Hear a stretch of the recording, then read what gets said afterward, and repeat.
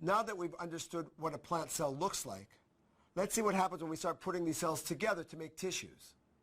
Now, all the organs of a plant are made up of only 3 types of tissues. These are the dermal tissue, which is on the outside of the plant, what we call the ground tissue, which is the main part inside the plant, and the vascular tissue, which connects the various organs. While all organs have these same 3 tissues, it is the structure, it's the organization of these tissues which gives each organ its unique shape. So the ground tissue is the main mass of the plant. For example, when you're eating an apple, you're mainly eating ground tissue. When you're eating a potato, you're mainly eating ground tissue. This is the part that gives us most of the energy in food. The epidermis, the dermal tissue which surrounds the plant, its main function is in protecting the plant both from foreign objects coming in and from water evaporation going out. Because of this, the structure of the epidermis has cells which fit very, very tightly together with no air spaces whatsoever to really isolate the ground tissue from the outside environment. We can see, though, that within the epidermis, there are certain types of specialized structures. One of those would be the trichomes that we saw earlier in today's class. These are the hair-like structures which extend from various types of leaves, and these trichomes have different functions. For example, in spice plants, for example, such as in basilicum, it is the trichomes which contain the chemicals which give it the taste and the smell. In wild plants themselves, this is for defensive purposes. Trichomes themselves can also have like this type of umbrella structure or an umbrella skeleton structure which can keep insects off of the surface of the plant.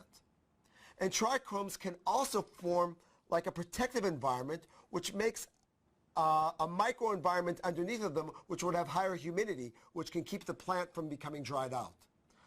So different types of plants have different trichomes, and each type of trichome can have a different type of structure depending on what its exact function is. In the epidermis of roots, we see another structure which we call root hairs.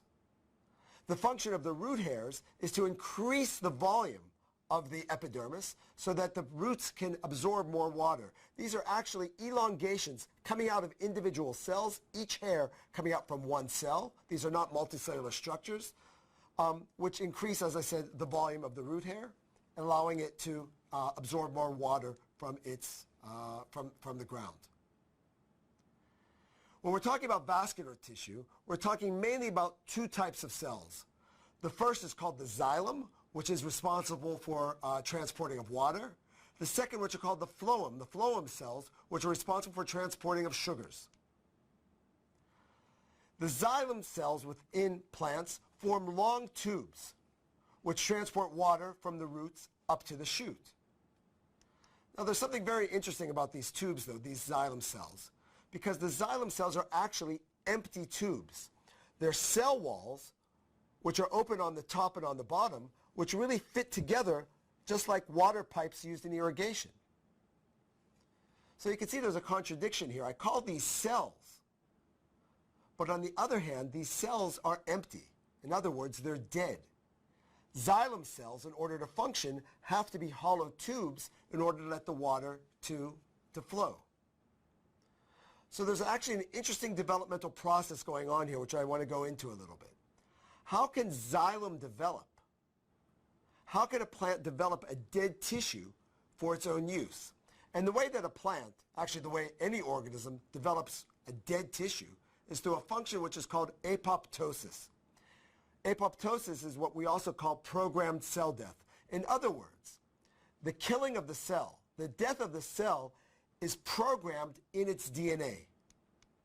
So when a xylem cell is born, or when it is formed early in the development, it's actually a living cell like any other cell, with a cell wall, with a cell membrane, with a cytoplasm, with mitochondria, with a nucleus, and with a vacuole. However, at some point during development, this cell gets a signal that it's supposed to become xylem. And in order to become xylem, it knows that it has to go through a couple processes. The first process is that it has to form a much stronger cell wall around its outside. So the first thing it does is it deposits more cell wall on the inside, forming a very strong tube structure. Then what it starts doing, it starts degrading the cell walls on its top and its bottom. Then what happens, through a very clear, chronologically structured process, it then starts degrading the membrane, the tonoplast, around the vacuole. When this happens, then the vacuole then spills its contents into the cytoplasm, which is then also a signal for the nucleus to start to degrade. The nucleus is degraded, all of the DNA is degraded. At this point, we've lost the cell wall on the top and the bottom. The vacuole is no longer around. Everything is washed out, and we're left with a tube that can then be used for transporting water. This is a genetically programmed process. We know that it's a genetically programmed process because in our modern laboratories we can study this through genetics, and we actually can have mutants which are missing a gene where the xylem does not go through apoptosis. So what do you think would happen to a mutant plant which can no longer go through apoptosis to form xylem?